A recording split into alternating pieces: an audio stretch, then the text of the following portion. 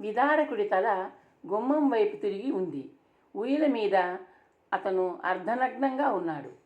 నడుం నుండి పైకి అతని శరీరం అనాచ్ఛాదితంగా ఉంది.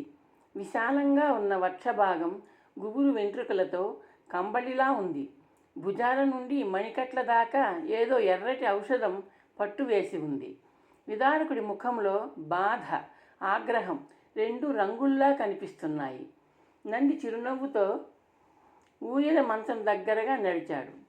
నా ఇంట్లోకి ఎవరు రానిచ్చారు నిన్ను? వెళ్ళు, అవతలికి పో, విదారకుడు గర్జించాడు. అరవకు, అలసిపోతావు. నంది నవ్వాడు.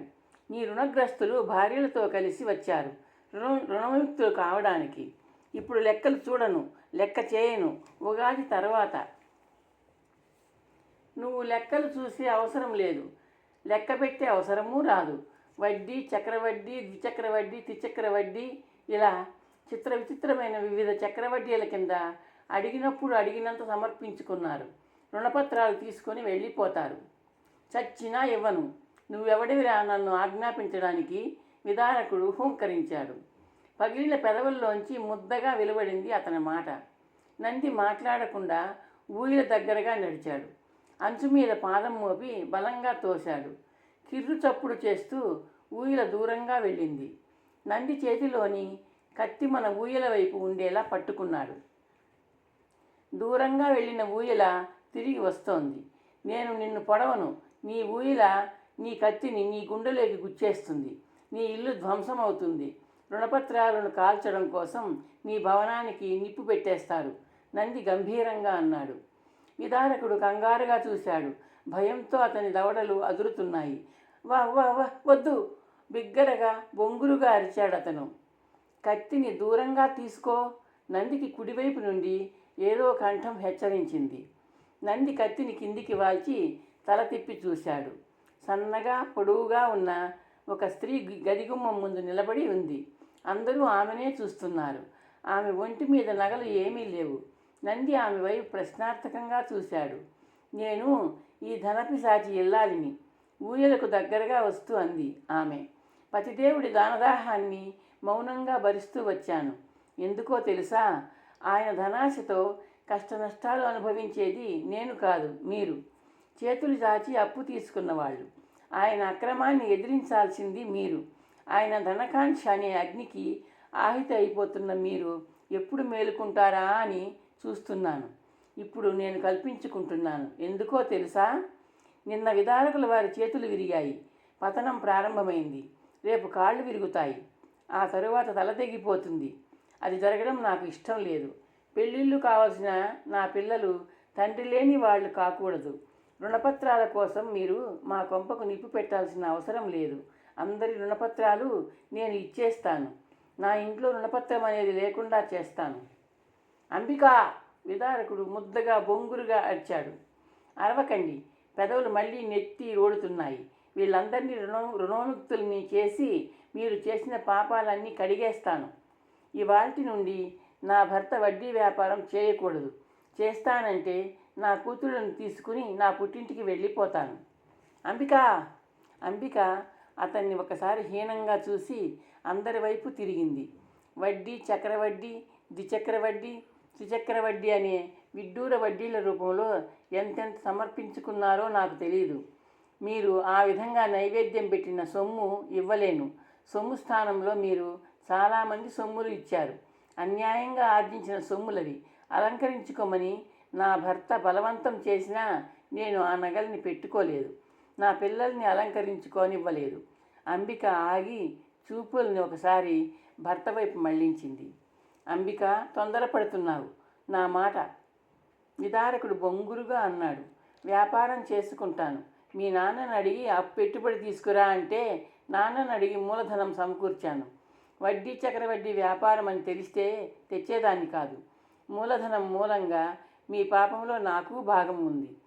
మీరు ఏం చెప్పినా వినను అంటూ అంబిక నంది వైపు తిరిగింది. నాయన, రుణపత్రాల దస్త్రం ఇచ్చేస్తాను.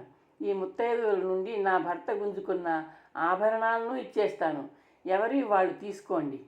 అంబికా! విదారకుడు అరిచాడు. అతని అరుపు బోదురు కప్ప అరుపులా ఉంది.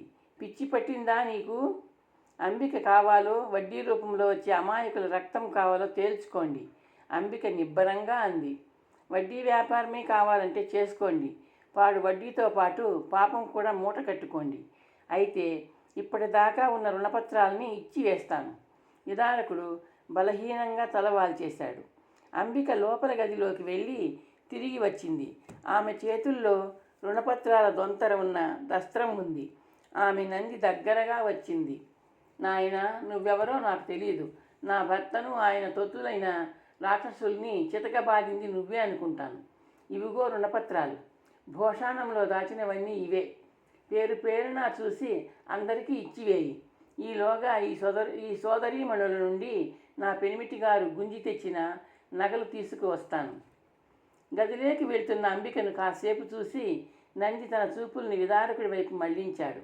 విదారక, దయ్యానికి దేవత లభించినట్టు నీకు ఆ ఇల్లాలు లభించింది. ఆమెను మించిన లక్ష్మి నీకు అవసరం లేదు. ఆ గృహలక్ష్మిని ఆస్తిగా సర్వస్వంగా భావించు. విదారకుడు ఎర్రగా చూస్తూ తలదించుకున్నాడు. అంబిక వెడల్పాటి పళ్ళెంతో గదిలోంచి వచ్చింది. అందులో రకరకాల ఆభరణాలు కుప్పగా పోసి ఉన్నాయి. అంతసేపు పురుషుల వెనుక నిలుచున్న మహిళలు ముందుకు వచ్చారు. అంబిక పళ్ళారాన్ని వాళ్ల ముందు పెట్టి తీసుకోమన్నట్లు చేతులు చాపింది. మహిళలు నవ్వుముఖాలతో ఆమెకు చేతులు జోడించారు. అమ్మా, ఇది మీ ఆయన ఖడ్గం. నంది కత్తిని 2 చేతులతో పట్టుకొని అంబిక వైపు చూశాడు. నా పతిదేవుడి ఖడ్గం వీరుడు కాదు. ఆ కత్తిని విరిచిపారే నాయనా, అంబిక అంది. నంది మోకాలి మీద కత్తిని నొక్కి 2 ముక్కలుగా విరిచి గోడవారగా విసిరాడు. నాయనా నంది, నువ్వు చేసిన కార్యాలు 2 సాహసాలే, అద్భుతాలే. మోదకుడు మెప్పుగా అన్నాడు. నిన్న విదారకుడి బృందానికి నువ్వు ధైర్యంగా దేహశుద్ధి చేసింది ఒక అద్భుతం. నేడు ధైర్యంగా వాళ్ళ ఇంటికి రుణగ్రస్తులను తీసుకెళ్ళి చేసిన సాహసం మహాద్భుతం. అధర్మాన్ని అన్యాయాన్ని ఎదిరించాలి. అది మా నాన్నగారు రంగరించిన విద్య, నంది అన్నాడు. నంది, ఇక నుండి నువ్వు మాలో ఒకడివి. నీకు ఎవరూ లేరని చెప్పావు. ఈ క్షణం నుంచి నేను, నా భర్త, నా పిల్లలు నీ వాళ్ళమే అనుకో.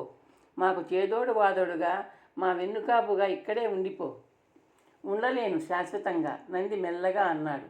ఉండగలిగినంత కాలం ఉండు. నువ్వు ఒక ఇంటివాడయ్యాక ఎలాగా మా ఇంట్లో ఉండలేవుగా నాయనా, అపరంజి అంది. నాకు ఏదో పని కల్పించాలి. మీకు భారంగా ఉండలేను. అలాగే ప్రవాస యాత్రికుల విడిది గది వద్దు నీకు. తోటలో విడిగా ఉన్న ఇల్లు ఉంది. దానిని శుభ్రం చేసి సిద్ధం చేయిస్తాను. అందులో హాయిగా ఉండు. వంటశాలకు అవసరమైన సామాగ్రి అంగడి వీధి నుండి తీసుకువస్తూ ఉంటే చాలు. అదే నీకు చేతినిండా పని, అపరంజి అంది. అంతేకాదు అపరంజి, నేను బాగా నడవగలిగేదాకా అందరి మీద నంది పర్యవేక్షణ సాగిస్తాడు, మోదకుడు అన్నాడు.